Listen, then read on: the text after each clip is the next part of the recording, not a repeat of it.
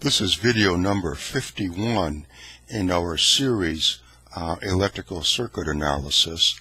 A reminder that the video playlist is at the website digital-university.org. Okay, in this video we're going to consider another bridge circuit a little bit more complicated than what was featured in the previous video. Here we have our bridge circuit, and now we want to consider, suppose across these terminals down here we insert a load resistor. What voltage would that load resistor encounter, and what current source would that load resistor encounter? So to do that, to answer those two questions, we can take our circuit and we can, from step 1, determine its Thevenin equivalent circuit, then after that determine its Norton equivalent circuit, or from step 1 determine its Norton equivalent, then after that determine the Thevenin equivalent. Well, if you watched the previous video, hopefully you realize that with this kind of a situation, it's easier to first determine the Thevenin equivalent resistance. And that's what we're going to do now. Now, whether we proceed from step 1, determine the Thevenin equivalent, or whether it's the Norton equivalent, to determine the internal resistance of those two equivalent circuits, the procedure is the same. Remove whatever current source or whatever voltage sources you have out of the circuit, and then ask yourselves, when that's done, what is the resistance of the resulting circuit across these terminals? Now here, for our problem, we have a single current source of 1 amp. So to remove that from the circuit, we just go have this an open circuit here. Now there's no current sources.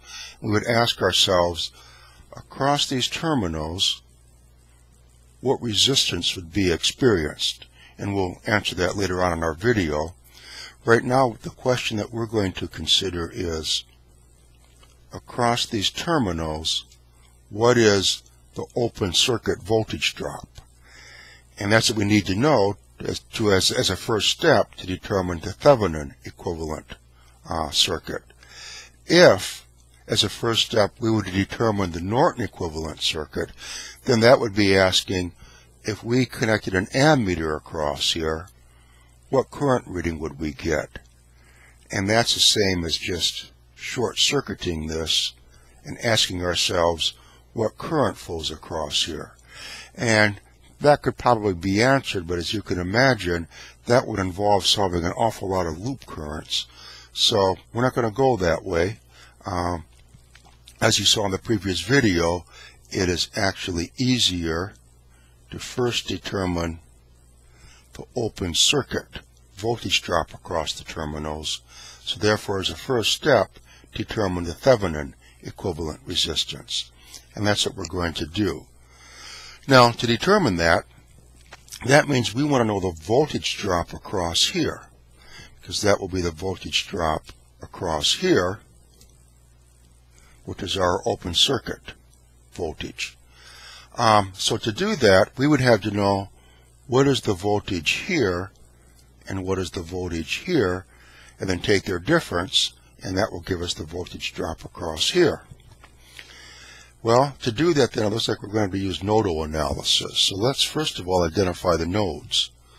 Up at the top, clearly this is a node. So this is node 1. And then here, this would be node 2. And then clearly this is a node. So node 3. And clearly this is a node.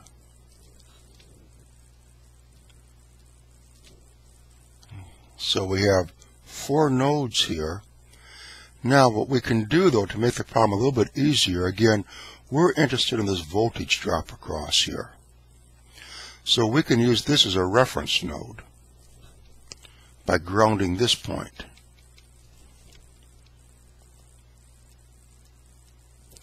So that means all we have to do is determine what the voltage is here. This is 0, and that will give us our voltage drop across this resistor, which will be the open circuit voltage across these terminals. So that's going to be our strategy.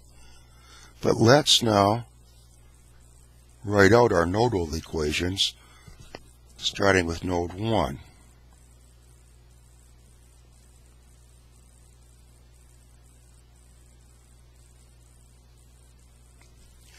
So here we see that we have 1 amp of current flowing into the node.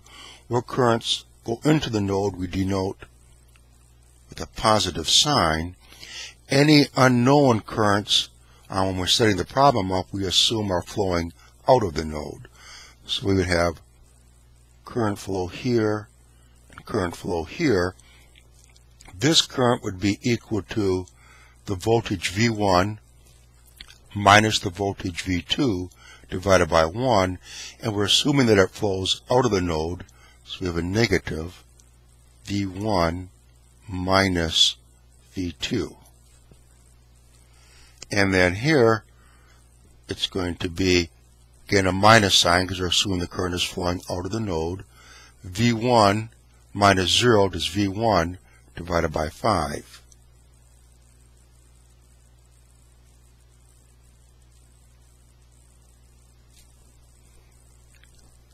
Okay, now let's go down to node 2.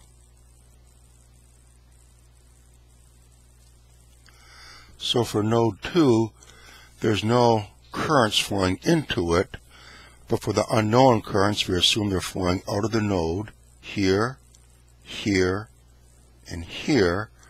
So for this one, with a minus sign, it would be V2 minus V1 divided by 1. And again, we have a minus sign because we assume the current is flowing out of the node. We always make that assumption when we're setting the problem up. And then for here, it would be minus V2 minus V3 divided by 3.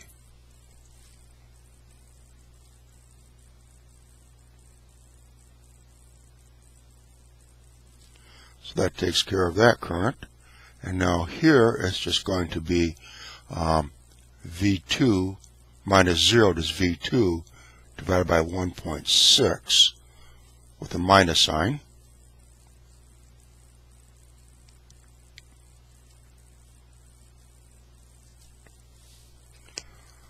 Okay, and now for node 3,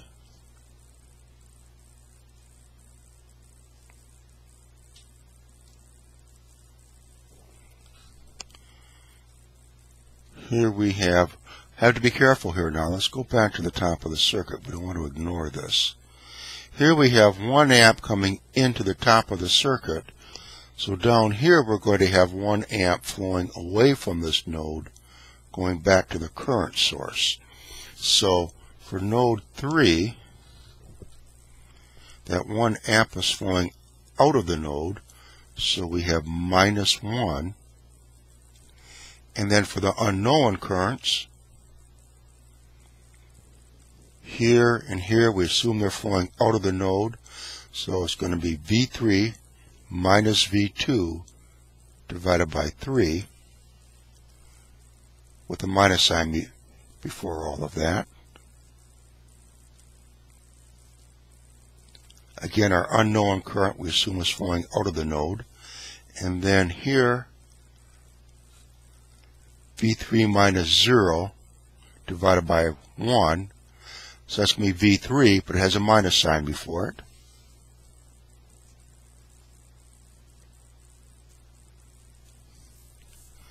And that is equal to 0.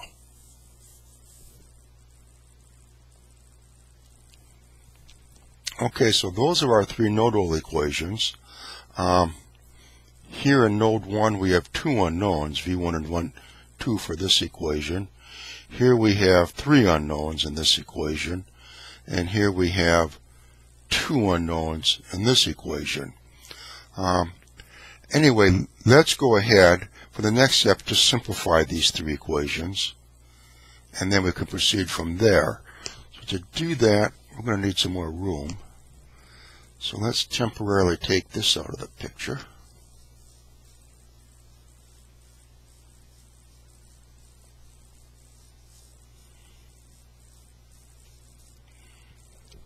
Now for node 1, if we just do some very simple algebra, we end up with 6/5 times V1 minus V2 equals 1.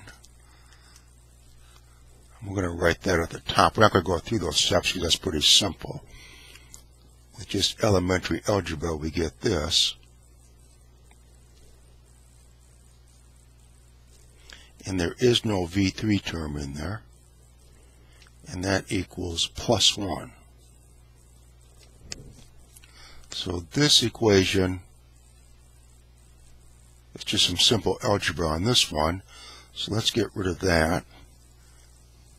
And here now from node 2, again, if we do just some simple manipulations, what we get is V1 minus 47 over 24 times V2 plus 1/3 V3 equals 0. And that's what we're going to write up here. V1 minus 47 over 24 times V2 plus 1/3 V3 equals 0. That's from node 2. And now from node 3, again, do some simple algebra. There's no V1 term, but we get minus 1/3 V2 plus 4/3 V3 equals negative 1. So I'm going to write that at the top. And this is 1 times V1. 0 times V1 minus 1/3 V2 plus 4/3 V3 equals negative 1.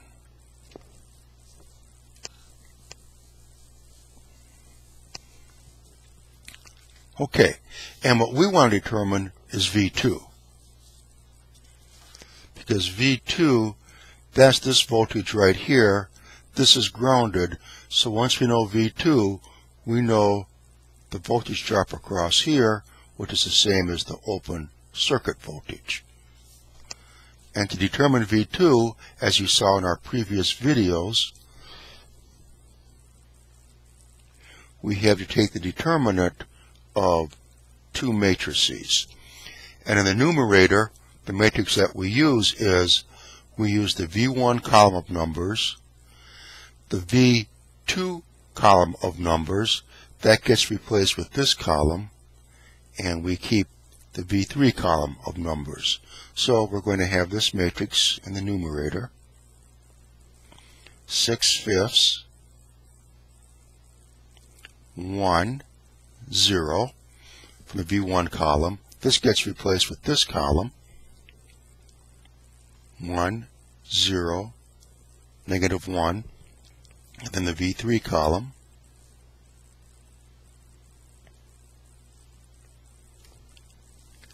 Okay, there's the upper matrix, and now in the denominator we have the V1 column of numbers, the V2 column of numbers, and the V3 column of numbers.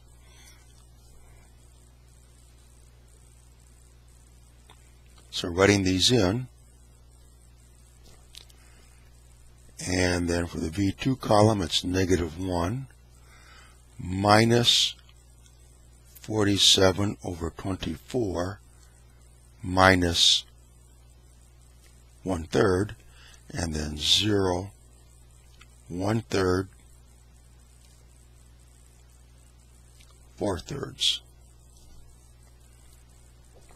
Okay, now to determine V2, we need to know the determinant of this matrix and the determinant down here in the denominator as well. And let's see, for this matrix, when we expand this out with minors, we're not going to do it because we've done it in several videos. It's just a bunch of algebra, really just manipulating fractions. What we get for our answer is this in the denominator, that determinant equals minus 5/3.